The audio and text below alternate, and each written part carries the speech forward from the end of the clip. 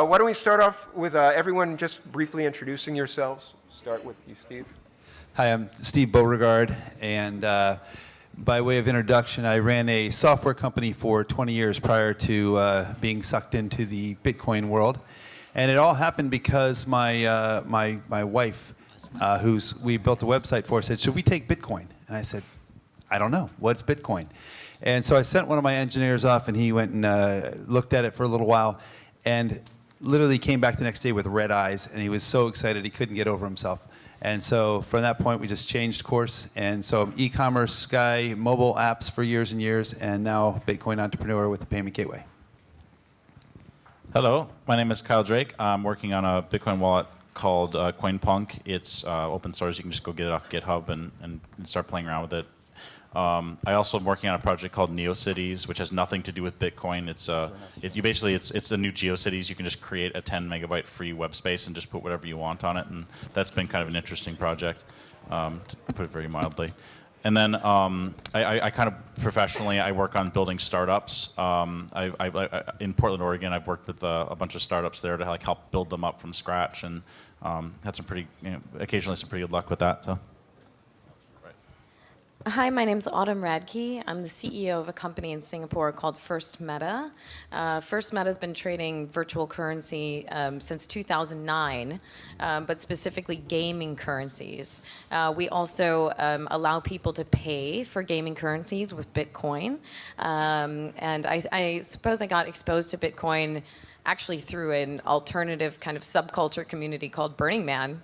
And there's a lot of people in the Burning Man community that want to, evolve how people transact, and that's where I first got exposed to it. And previously to First Meta, I was working in the video game space in California.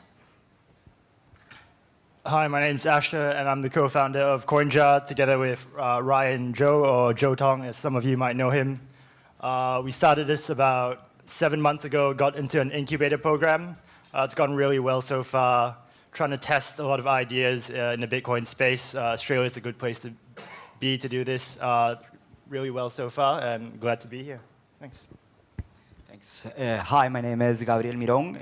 We're launching the first Bitcoin exchange for Mexico, and our target is remittances that flows from the States towards all Latin America. Thanks. Hi, my name is John Skrodenis. I'm with Hashfast Technologies. We're making Bitcoin mining hardware, and we're about to ship in 3 or 4 weeks. Very exciting. Okay. So why don't we start then at the end with John? What's the biggest challenge that you've seen so far in your business? Well, that's an interesting question. Back in 2010, we actually tried to start this, and at the time we were going to do a 65 nanometer chip, it was really, really early for investors to get funding. Now, today, we're actually seeing a totally different challenge in that a lot of the investors that we're approaching are very long on Bitcoin. And now the challenge is to convince them that, we could be better than them investing directly into Bitcoin. So it's an interesting challenge now. Okay. And let us kind of work our way back down this way. Well, we started like 5 months ago, and to be honest, it's going pretty well. People is really receptive, really want to know what's going on. At least that's the perception we're having in Mexico. So in that point has been really favorable. For example, there's Mexican investors that are not used to these businesses are getting close. They want to see what's going on. So that's not so much difficult. So it's been pretty good. Yeah, so for us, it was Bitcoin interest actually took us by surprise, especially in Australia, where it's very cash-based, quite conservative financially because it's been insulated from the GFC and shocks. It was quite surprising that people were not interested only in acquiring Bitcoin, but seeing how Bitcoin can improve their lives as a payment mechanism. So that's one of the challenges we have. Yeah, I would say the biggest challenge, for us as a company, wanting to get involved in Bitcoin and evolving from the game currency space is fear. And I think that's probably a really broad problem. But fear in terms of people just afraid to invest because they're not sure about the legality issues or they don't understand it. So they said, well, I don't understand, so how can I get involved? Fear from the consumer standpoint, where they're like, well, what if people hack my Bitcoins? So I would say that the biggest problem, and this spans, every potential person, whether it's a customer or investor, is fear of Bitcoin and generally not understanding it. I'm gonna second fear because every time I do a talk on Bitcoin, there's at least one person in the room that goes completely crazy and gets kind of angry at me for like describing it to them, because money is kind of traditionally this kind of thing that we don't really think about in our lives. We use money, but we don't really understand what it is. It's like a force of gravity. It has a major force on our lives, and when you try to get people to start thinking about that force, they start to kind of freak out. Like when the planet's all of a sudden round instead of flat and stuff, right? It's like, so. So I would say the process of educating everybody. I'm sure everybody in the room has this same challenge where, just getting through the first 3 minutes explaining what Bitcoin is, and then getting to the point of, okay, I want to sell you. We're a payment gateway, so we're trying to bring merchants on and explain to them that we have no processing fees if you convert to cash. And they say, how's that possible? You can't. And okay, so here's how we're going to make our money. But going through that whole process gets very tiring. From the standpoint of being an entrepreneur and setting up a company, I've done many. I've also been a managing director of an incubator accelerator program in Los Angeles. So I've helped a lot of companies through these processes. So those were pretty easy. Aligning ourselves with the right people and the right partners and the people that are connected, and then going out and raising the right money. Early on, it was very difficult raising money, and we made a strategic decision to come down to Singapore and incorporate here. And that's largely so we could host our servers outside of the immediate reach of nations that may prove to be unfriendly to Bitcoin. So that actually leads a good point. Each of you have chosen different jurisdictions too, or Singapore, Mexico, U.S., Australia, global traveler. Why did you choose where you chose to be, and has that been a challenge as an entrepreneur? So why don't we start with Steve down here? Sure. So I'll go back to Singapore. Our choice was really, we see Singapore as the new Switzerland, if you will, in terms of a financial hub. Southeast Asia, as I spoke before about the unbanked population here, I think that's going to be a huge reason. The utility to a unbanked person versus the reasons people in the U.S. use Bitcoin are compelling. So we really think that this market is where we want to be. I moved to Portland, Oregon, in the United States about 4 years ago. At the time, there was a lot of really creative tech people, a lot of really good talent. It kind of reminded me of Silicon Valley in the 70s before things kind of blew up. The venture capitalists wouldn't invest outside of San Francisco, and even Portland was like too far away, and so everybody was having a really hard time getting companies started there. And so I kind of moved there to help build startups and get venture capitalists interested in looking at Portland. And we've had some really good success there. So it's because it was kind of a ground up thing. I tend to focus on kind of ground up, kind of chaotic environments. So that worked really well for me. First Meta specifically was incubated and founded in Singapore, and this is kind of pre-Bitcoin. So it didn't have anything to do with the fact that we thought it would be friendly regulatory, just that focus on gaming currencies is that Southeast Asia is a great market for that. In Asia in general, there's a massive opportunity in gaming. So it was just a natural decision for the founders at the time, and it just ended up benefiting us that we were already here and had been in Southeast Asia, operating Southeast Asia. So the decision was made pre-Bitcoin. Yeah, being based out of Melbourne, I wasn't originally a startup guy, but the startup community in Australia is growing really fast, very healthy. People are willing to take risky bets on first-time entrepreneurs. So I think that really pushed me. I mean, the startup community attracted me, and that's what actually got me into startups before I got into Bitcoin. So yeah, the tech community is healthy in Australia.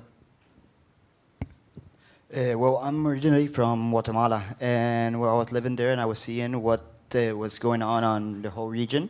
and Mexico was developing really, really fast. So I decided to move over there because the opportunity is really big regarding remittances. For it's the biggest in the region, so that's why I decided to be based in Mexico. Sure. My answer is a little simpler to this. We're making microchips, and so being in Silicon Valley is the best place to be for that. Okay, cool. And I think I'll open it up to questions from the audience. If anyone has anything for any of the panelists, and other people can also respond. Anyone? Yes?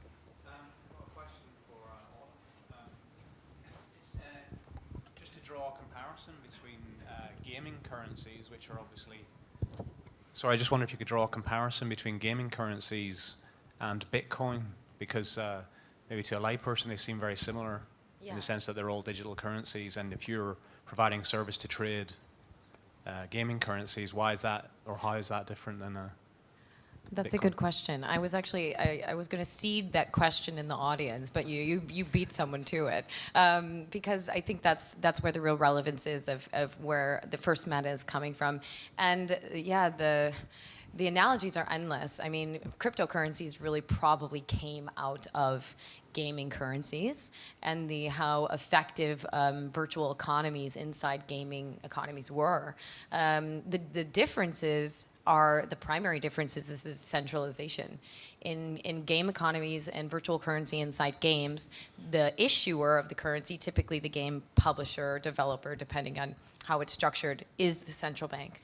Hyperinflation is a natural state of a game economy.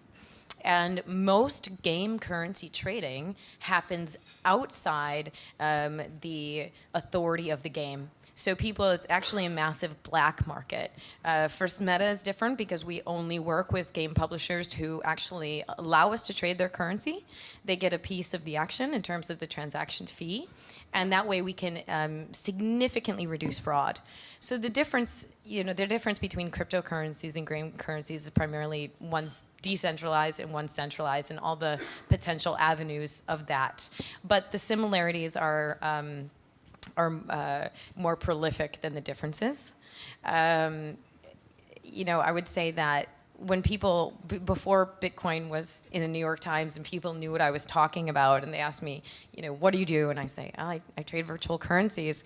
They say, I don't get it, virtual currency. And I had the same exact conversation 3 years ago, or when I first kind of was working with game currencies in the industry, that I do now with people with Bitcoin. They're like, but there's nothing real. There's no physical thing. And I was like, well, your bank doesn't move your dollars in a truck over to another bank. It is digital.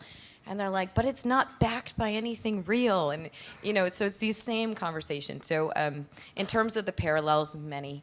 Our industry in terms of game currency trading is heavily associated with money laundering.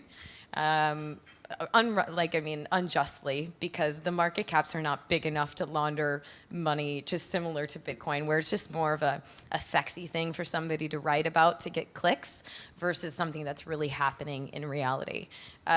So it's a long discussion, and I'm happy to talk to you about it more, but digital currencies and games work just like cryptocurrencies, except of the security and the centralization, but more similarities than differences. Anyone else comments on that? I was just going to say, if you Google for hyperinflation in game economies, there's this amazing article where they kind of chart all of the runs on the bank in World of Warcraft and stuff like that, and it's a pretty fun article. That's cool. Anyone else? Question? Yes. Given that Bitcoin is such an open protocol, thanks. Given that Bitcoin is such an open protocol, and most of you are doing basic infrastructure where there are a lot of competitors, how are you trying to build barriers to entry in this open space to protect your own businesses? Maybe we start with some exchanges. Why would we tell you that? Because I asked. Well, even though it's open, you've seen open source software being monetized as well. In the software space, you've got Red Hat for Linux. So that's a space where you can value add something that's already open source and free, and people value your value add. So for CoinJar, it is really a consumer play. So we add service, we add support, And that's really something important in crypto when people are getting into Bitcoin and have no idea what to do. So that's just one aspect of how we're value adding, and I'm sure everyone has their own aspect. If you're an institutional exchange or larger, you cater to a different market. So I mean, there's always a value add, and if you can prove that, that's your defensibility. I wanted to say too that, like, from the perspective of modern software development, the idea really isn't to monetize the software itself. When you give people source code and say, hey, this is what, you can look at it and make sure it's working correctly, it's kind of a form of trust. It's like if you have a brand that you trust or a company that you trust, it's kind of like that. And then, yeah, like there's this entire like major infrastructure problem of having to run servers and deal with like security problems and fraud and stuff, and a lot of kind of proprietary interfaces with like banking systems and stuff like that. So it's not like you can just take this code and just start your own kind of complete clone. And even if you did, people are probably going to trust the original company the most. I've never heard of a story of a Bitcoin startup open sourcing their code and then another company stealing it and making the exact same thing and succeeding instead of that company. So it's a very good model. Okay. Gabriel? Well, right now we're concentrating and be the first ones to get to the market and then tie up really good relationship with our partners, because we think that's like the most important thing. It's solid relationship and long-lasting relationships, so that can build really low, big barriers. We make hardware, so there's built-in barriers to entry. I mean, it's incredibly expensive to make an ASIC. So, How about if we talk a little bit, because you're building what is in essence a commodity product in one way or another. sure. So what are you doing as far as, well, first off, what's a challenge to that barrier to entry wise? Well, I mean, at the end of the day, we're going to have to build the best possible ASIC and the best machines out there. In the long run, make them more efficient, higher performance, et cetera, et cetera, et cetera. But yeah, there's a lot of competition out there. There's no question about it. Yeah. Yeah, go ahead. I was going to ask Carl, because he's been working in that interesting project of his called CoinPunk.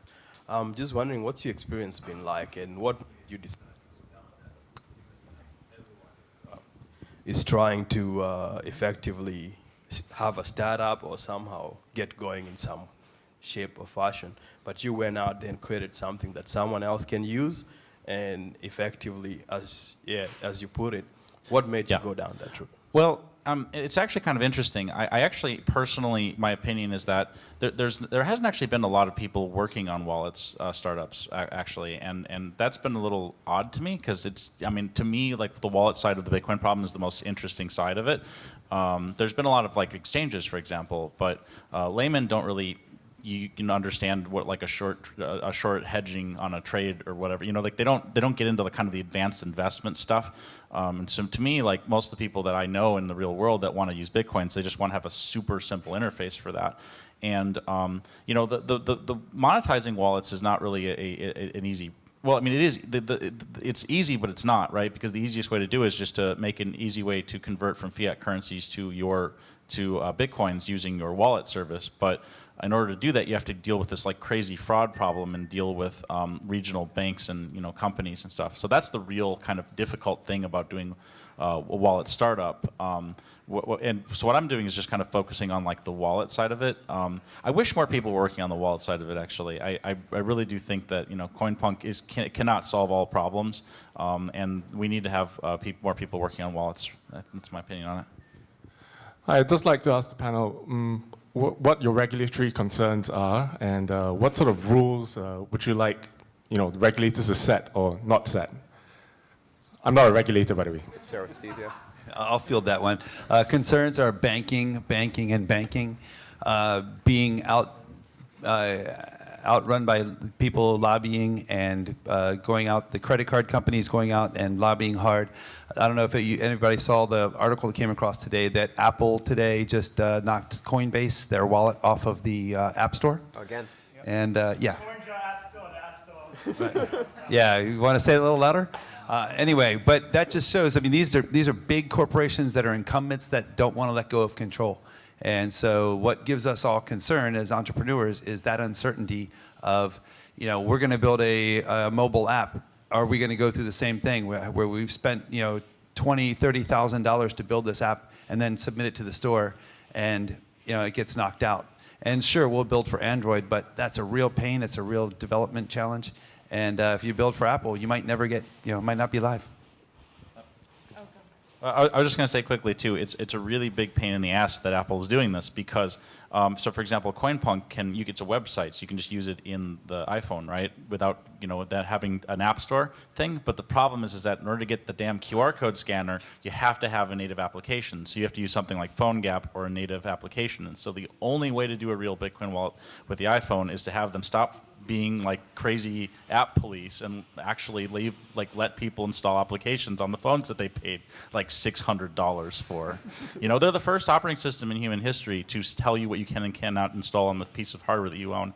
And I think that we should all shame Apple publicly for that constantly. We should actually be thanking them, in my opinion. I think this is really good news. Every time I see, a big entity, a big brand say, nay, Bitcoin, it actually means that they're afraid. And that's a good thing. So we should all be very happy about this news. We will figure it out. That's why we're in the business that we're in. And if these big organizations, governments, banks, are afraid, that's a good sign. Because, the people should not be afraid of the governments and the banks. It should be the other way around, because it's our money. And we earn it. So I think actually this is a really good sign. But to answer your question, what do you worry about with regulation? I mean, if the transactions are virtual to virtual, if they're Bitcoin to Bitcoin, there's not much regulation, I think, that you have to worry about. It's more or less when you actually change it into a fiat, that's when the regulation should step in. And it should step in.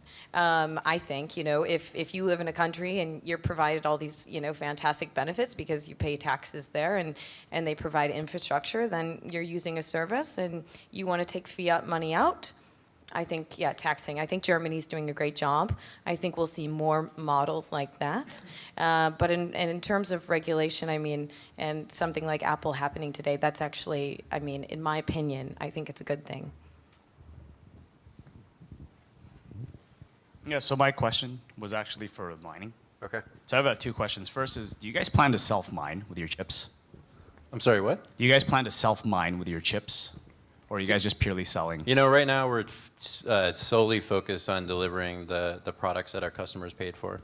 So, we're really dedicated to a diverse network today. What we might do in the future, who knows? But not today. Okay, and do you see the trend to actually go towards more companies that actually build ASICs that are actually just going to be self-mining versus selling to consumers because of margin compression and difficulty going up?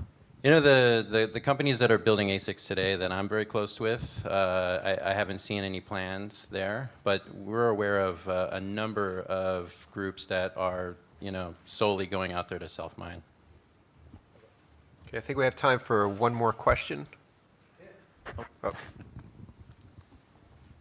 Hi, I run a Bitcoin exchange, and one problem I've had is people will withdraw their coins into their own wallets, and then they'll accidentally format their computer and lose their coins, and then they'll come back to the exchange and demand them back. Obviously, Bitcoin is kind of irreversible, which is kind of brutal for a lot of people, and 90% of consumers expect that when they make a mistake, they'll just call up their bank and their bank will fix it. So I wonder if you guys have had similar problems, and is that going to be an issue with the next 90% of consumers adopting Bitcoin? So you'll get a kick out of the story. My partners have been mining since the early days, and they've gone through and reconciled. They're missing 50,000 coins. And they're missing them because in the early days, it was on USB sticks, and they were probably worth $12. And they just didn't care.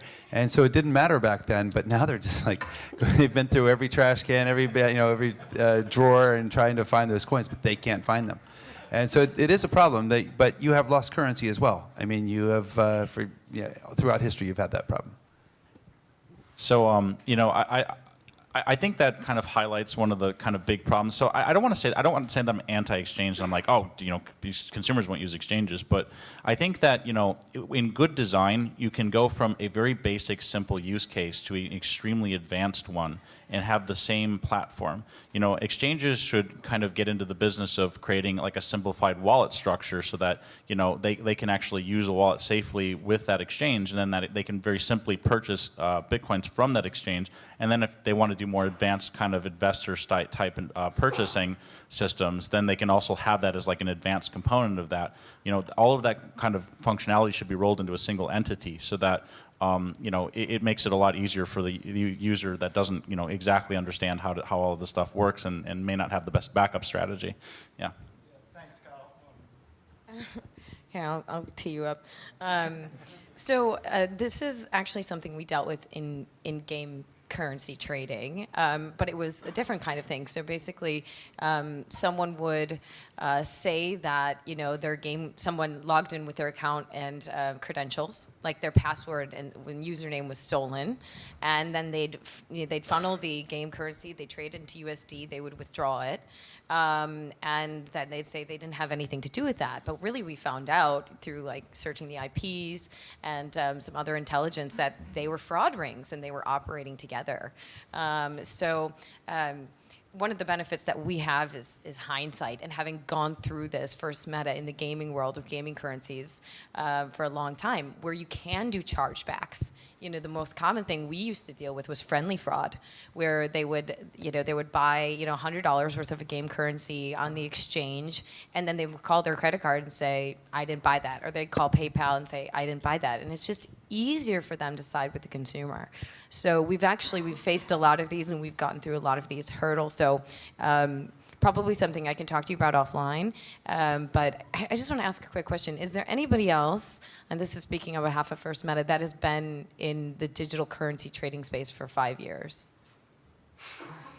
Yeah, so you learn a lot if you have that benefit. So I'll just hand it off to you. Yeah, I just wanted to thank Carl for explaining what CoinJar does. So we are a market maker exchange, but we also have a hosted wallet. And there are always concerns of, oh, why do you hold my private keys? And the answer is simply because a lot of our users don't even know what a private key is. So, the wallet that we have on CoinJar, we see as a value add. So going back to what can a company add to something that's free and open source, it's something just like a managed wallet that we run. It's an element of trust. Do you trust us? And obviously, there are always going to be some concerns, but if you have trust issues or you want to hold more Bitcoin, transfer it out for the advanced user. If you're a beginning user with 1 Bitcoin, half a Bitcoin, managed wallet is probably the best way to go around it. Okay, I'd like to thank everyone for coming up and speaking with us today. And good luck with your future ventures. I know some of them are just starting up, some of them are very well established, but we're all very excited to see what you guys do in the future. So thank you very much. Don't get too established, otherwise it's not startups anymore. I have to go find something else to do.